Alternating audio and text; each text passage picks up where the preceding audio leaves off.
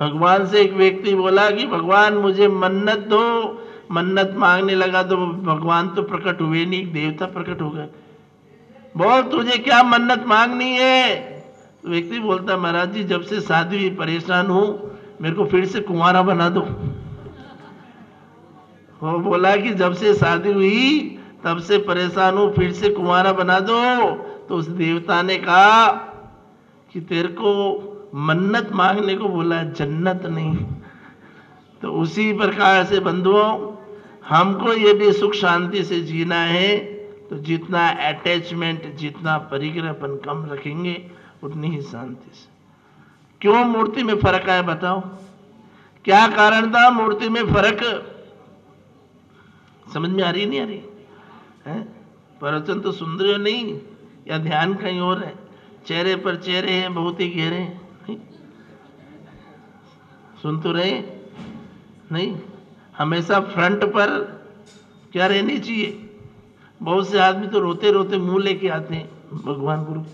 अरे भाई रोते रोते क्या लाना, भगवान और गुरु के सामने तो मुस्कुराते हुए जाओ। ऐसा टॉनिक है कि जिससे सभी बीमारियों का इलाज हो जाए। अपने फ्रंट पर मुस्कान रहेगी तो रुदन हमेशा बैक पर चले जाएगा। और यदि आदमी क्या जब मोबाइल से सेल्फी खींचता है तब तो मुस्कुराता है, और बिना सेल्फी के भी मुस्कुराने की आदत डालो और जिंदगी जीने की कला समझो। कोई बहाना मत बनाओ कि मेरे को ये बहाना है वो बहाना है। बंधुओं, एक व्यक्ति कहे कि मेरा घर मंदिर से इतना दूर है, मैं मंदिर नहीं आ सकता। एक व्यक्ति बोले कि मेरे को ठंड लगती है इसलिए विधान में भाग नहीं ले सकता। अरे भैया, भगवान के दरबार में तुम 4 कदम चलोगे तो वो 40,000 कदम चलकर तुम्हारे पास आएगा। नहीं, हमेशा जिंदगी में कुछ करने की सोचो, कोशिश करो, भगवान बनने की कोशिश करो। भगवान नहीं बन सकते तो साधु बनने की कोशिश करो। साधु नहीं बन सकते तो सद श्रावक बनने की कोशिश करो। श्रावक नहीं बन सकते तो जिंदगी में उड़ने की कोशिश करो। अगर उड़ नहीं सकते तो जिंदगी में चलने की कोशिश करो। अगर चल नहीं सकते तो हिलने की कोशिश करो। और हिल भी नहीं सकते तो जिंदगी में मुस्कुराना तो सीखो। और मुस्कुरा भी नहीं सकते तो चुल्लू भर पानी में। तो बंधु, कहने का भाव ये है कि कुछ तो करना ही चाहिए, नहीं तो अपन तो ऐसे जिंदगी जी रहे, पता ही नहीं चल रहा कोई सहारा नहीं। पानी है गंदा फिर भी पीते जा रहे हैं, सुई में नहीं है धागा फिर भी सीते जा रहे हैं। पता ही नहीं चल रहा हमारी जिंदगी कैसे चल रही है। जिंदगी में नहीं है कोई सार फिर भी जीते जा रहे हैं। तो उसने बोला कि हे राजा जी, हे पिताश्री, मेरे को पता चल गया है कि इसकी कीमत में इतना डिफरेंस क्यों है। उसने बोला कि ये मूर्ति की कीमत 5 रुपए है। तो परदेसी ने कहा एकदम सही, लेकिन तुमने उत्तर कैसे बताया? उसने कहा भी मैं बताता हूं। सेकंड वाली मूर्ति की 500, थर्ड वाले की 5 करोड़। तो सभी जने आश्चर्यचकित हो गए कि राजकुमार ने उत्तर कैसे बता दिया। बड़ी बड़ी उम्र के लोग भी वहां पे थे, मंत्री जी जैसे बुद्धिमान व्यक्ति भी थे। लेकिन कई बार क्या है, कुछ बातें बच्चों को जल्दी दिमाग में आ जाती। धर्म की शुरुआत कहते हैं ना कि बचपन में नहीं, 55 में नहीं, बचपन में होती। उसी प्रकार से जरूरी नहीं कि विवेक जागृत उम्रशुदा व्यक्ति को हो। क्योंकि हमने जब दीक्षा ली थी तब लोग कह रहे थे कि जल्दी क्या है, उम्र हो जाए उसके बाद दीक्षा लेना। इतनी जल्दी विवेक, हमने कहा कि उम्र हो जाए उसके बाद दीक्षा लेना। तो जो उम्र वाले हैं वो तो ले दीक्षा। अगर उम्र वाले दीक्षा ले तो हम रुक जाए, तो सब जने मुंह इधर उधर करने लगे। तो कहने का भाव ये है, विवेक जागृत किसी भी उम्र में हो सकता है और धर्म की शुरुआत भी किसी भी उम्र में हो सकती। तो उस राजकुमार ने बता दिया कि कैसे एक मूर्ति की कीमत 5 रुपए है। उसने एक प्रयोग किया, एक तिनका लेकर आया, और तिनका लेकर आया, उसने उस मूर्ति के एक कान में तिनका डाला तो वो तिनका दूसरे कान में निकल गया। बोला कि इस मूर्ति की कीमत 5 रुपए। दूसरी मूर्ति में तिनका डाला दोनों कानों से, तो वो मुंह से निकल गया। इसकी कीमत है 500 रुपये। और 30, क्योंकि तीनों का वजन एक जैसा, तीनों की धातु एक जैसी, तीनों का आकार एक जैसा, साइज एक जैसी। तीसरी मूर्ति के दोनों कानों में तिनका डाला, वो अंदर ही जाके समा गया, बाहर निकला ही नहीं। अब आप मुझे ये बताओ कि आप कौन सी मूर्ति की तरह हो, पहली, दूसरी, तीसरी है? कौन सी मूर्ति की तरह हो? पहली, इससे सुनो और इससे निकालो। हाईवे रोड है, सीधा पार पार, कोई लेना नहीं देना नहीं, महाराज का काम है बोलते रहना। नहीं, जू नहीं रेंगती, चिकने घड़े के समान हो जाते हैं। महाराज का तो और कोई काम नहीं, बस धर्म करो, दीक्षा लो, संयम लो, विधान में बैठो, पूजा करो, और कोई काम है नहीं। सर्दी की ऋतु में भी प्रोग्राम करा रहे, अरे कम से कम स्कूलों में भी विंटर वेकेशन हो जाता है। महाराज तो 1 मिनट भी शांति से रहने नहीं दे, 4 महीने प्रोग्राम ही प्रोग्राम प्रोग्राम। अभी पंचकल्याणक निपटी नहीं, फिर विधान के बाद और प्रोग्राम। महाराज के पूरे चतुर्मास तो प्रोग्राम चला ही चला। पर्यूषण पर्व में शिविर लगा, लोगों ने उपवास किए, उसके बाद क्लासें लगी, और फिर पंचकल्याणक प्रतिष्ठा हुई। और उसके एक भी दिन ऐसा नहीं रहा कि यहाँ पर रोज प्रवचन नहीं हुआ, और रोज शाम को सभा नहीं लगी हो, चाहे इधर हो चाहे उधर हो, चाहे किसी भी कॉलोनी में। तो महाराज के और कोई काम नहीं कि महाराज थकते नहीं है क्या है? रोज रोज सुबह शाम, ठंड के दिनों में भी नहीं। कुछ लोग तो पूरा 2-3 स्वेटर, अंदर भी स्वेटर पहन के आए, ऊपर भी स्वेटर, और मफलर वफलर बांध के आए पूरी। भैया ठंड की ठंड है, क्या करे? ठंड की ऋतु में भी महाराज को चैन नहीं, वो महाराज प्रोग्राम करा रहे। इसलिए महाराज तो कहते रहते हैं अपन को तो कुछ प्रोग्राम में भाग लेना नहीं, महाराज तो बोलते रहे। तो एक कान से सुने और दूसरे कान से निकाल दे, उसकी कितनी कीमत? 5। दूसरे व्यक्ति वो होते हैं जो सुनते तो है, हाँ लगेगा चेहरा बस जैसे कोई अभी वैराग्य हो जाए, और सुनेंगे तो सही, लेकिन जैसे ही वो पांडाल से निकलेंगे ना, सब फॉरगेट। यानी वो कहते हैं ना कि महाराज ने दिया प्रवचन छप्पड़ फाड़ के, हम तो घर चले महाराज जी पल्ला झाड़ के। अभी ये नीचे बैठे ना, उठेंगे तो यूं पल्ला झाड़ेंगे, अपने कपड़े झाड़ेंगे। सही है नहीं? जाएंगे तो यूं कपड़े झाड़ के जाएंगे, ताकि यहाँ की धूल भी यही रह जाए। हमको यहाँ से कुछ भी साथ में नहीं ले जाना। भले महाराज तो दे प्रवचन छप्पड़ फाड़ के, और हम तो महाराज जी घर चले पल्ला झाड़। जब तक यहाँ बैठते हैं तब तक तो हाँ भाई प्रवचन बहुत अच्छा है, सुन रहे हैं, मन में विशुद्धता भी आ रही है, हो सकता है कुछ तनिक वैराग्य के परिणाम भी आ रहे हैं। नहीं, आचार्य कुंदकुंदेव कहते हैं ना कि 14 नंबर की गाथा में कि जो पश्यति अपाणम अब्बट पुट्ठ मारने निधम अविशेष में संजुतम तम सुध नहीं बियानी। प्रवचन सुनते समय हमको अपनी आत्मा का भी भान हो जाता है कि absolutely I am pure soul, there is neither desire no revision no delusion. लेकिन जैसे ही महाराज से दूर गए, मंदिर से दूर गए, प्रवचन से छूटे, तो गुरु की पीठ और हो गए हम ढीठ। नहीं, थोड़ा सा भी दूर गए, वापिस अपनी राम और अपनी रामायण। तो वो लोग होते हैं कितने? 500 रुपये। थोड़ी तो कीमत है, क्योंकि थोड़ी देर तो बैठ के सुना, फिर बाद में भली ज्यादा से ज्यादा हो सकता है कि प्रश्न मंच के बहाने कॉपी में नोट करके शाम तक याद कर ले, बाकी शाम के बाद फिर। लेकिन तीसरे प्रकार के जो लोग होते हैं, जो तीसरी मूर्ति कितने प्रकार की होती है? 5 करोड़।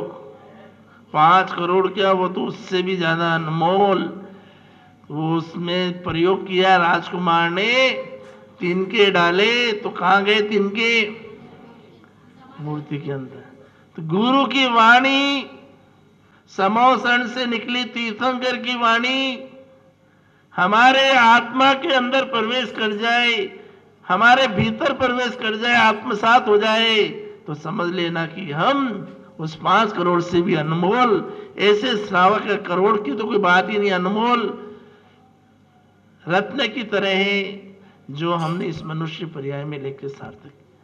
हालांकि मुझे विश्वास है कि अब बताओ कौन किस मूर्ति की तरह है?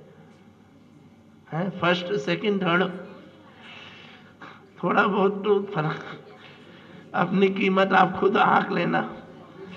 हालांकि मुझे ऐसा विश्वास है कि कुछ लोग जरूर तीसरी मूर्ति की तरह हैं, हर बात मानते, कुछ को तो वैराग्य भी हो जाए, 2-4 दीक्षा भी हो सकती है, और नहीं तो वैराग्य के भाव तो होंगे, नियम तो लेंगे। कुछ नहीं तो सुबह शाम रेगुलर आ रहे, मैं देख रहा हूं, चाहे कितनी भी ठंड पड़े, चाहे साल ओढ़ कर आना पड़े, चाहे मफलर ओढ़ के आना पड़े, फिर भी महाराज की सभा में रोज आ रहे। नहीं तो बहुत से लोग तो रजाई में डूब के बैठे हैं, या बहुत से लोग अग्नि जला के हाथ पैर सेक रहे हैं, या बहुत से लोग धूप में धूप सेक रहे हैं। बट ठंड की ऋतु तो ऐसी है कि बच्चे को मैं छेड़ू नहीं, और जवान मेरा भाई, और बुड्ढों को मैं छोड़ू नहीं, चाहे ओढ़े 4 रजाई। तो आप ठंड की ऋतु से तो जितना ठंडी ठंडी की होगी उतनी ठंड लगेगी। इसलिए कल से यहाँ पर बहुत बड़ा अनुष्ठान प्रारंभ होने वाला है। हमको अपनी उस तीसरी मूर्ति की तरह बनना है, तो हम कुछ प्रैक्टिकल करके देखें और अपने जीवन में आत्मसात करें उन बातों को, क्योंकि जीवन भी एक प्रयोगशाला है। हम उस प्रयोगशाला के माध्यम से जब तक प्रयोग नहीं करेंगे तो हमको उसका रिजल्ट का कैसे पता चलेगा। परीक्षा भी देते हैं तो जैसे स्टूडेंट्स होता है, स्कूल में जाता है, परीक्षाएं होती है, फिर मार्क्स आते हैं, तब पता चलता है कि वो कितना। उसी प्रकार से अब हमारी भी परीक्षा इस ठंड के दिनों में, जो ठंडी करते करते घर पे रजाई में ओढ़े रहेंगे, वो तो फिर कुछ नहीं पा सकेंगे। लेकिन जो ठंड को छोड़कर आप लोग जितने लोग यहाँ आए हैं, निश्चित रूप से आप लोग बराबर रूप से आ रहे हैं। मैं सभी के चेहरे देख रहा हूँ, एक भी चेहरा कोई नया नहीं दिख रहा है, ये सब रोज आने वाले हैं। और यहाँ थोड़े मेहमान जरूर बाहर के हैं, बाकी ये रोज चेहरे हैं, चेहरे पर चेहरे हैं, बहुत ही गहरे हैं। लेकिन आगे ध्यान रखना, कहीं अंधे और बेरे मत बन जाना।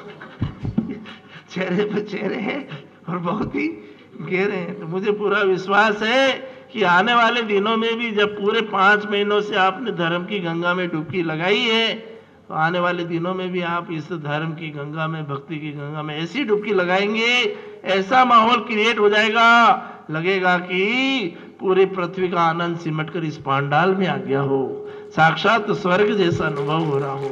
यही हमारा मंगलमय आशीर्वाद है। निश्चित रूप से आप लोगों के आयोजन होते रहते हैं। आप लोग भक्त नगरी है, धर्म नगरी है।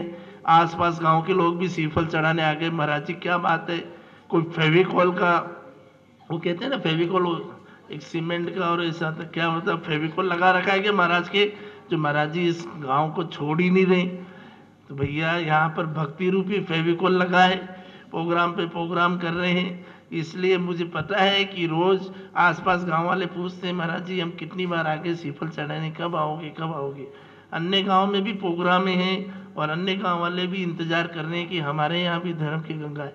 लेकिन लगता है कि यहाँ के लोगों की अभी भक्ति की पराकाष्ठा बाकी है, और वो भक्ति की पराकाष्ठा निश्चित रूप से इस चतुर्मास के समापन पर आप लोगों को दिखेगी। मुझे पूरा विश्वास है कि जैसा ठाठ बाट, जैसा उत्साह आपने विगत 4-5 महीनों से दिखाया है, ऐसा ही उत्साह अगले 10-15 दिनों में आप दिखाओगे, ताकि ये उत्साह उस चरम सीमा को प्राप्त करेगा। आप अपनी आत्मशुद्धि प्राप्त करके सर्वश्रेष्ठ श्रावक की गिनती में आओगे। यही हमारा मंगलमय आशीर्वाद है। तो धर्म वह पगड़ी नहीं कि जिसको जब पहन लो और जब उतार लो।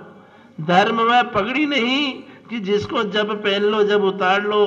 धर्म वह दमड़ी भी नहीं कि जिसको जब चाहे खरीद लो और जब चाहे बेच लो। धर्म वह चमड़ी भी नहीं कि जिसको इस भाव के साथ ही यहीं पर ही छोड़ दो।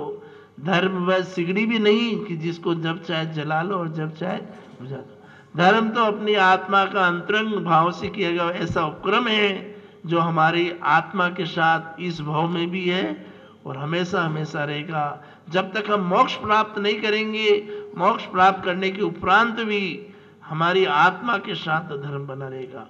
यही मंगल में हमारा आशीर्वाद।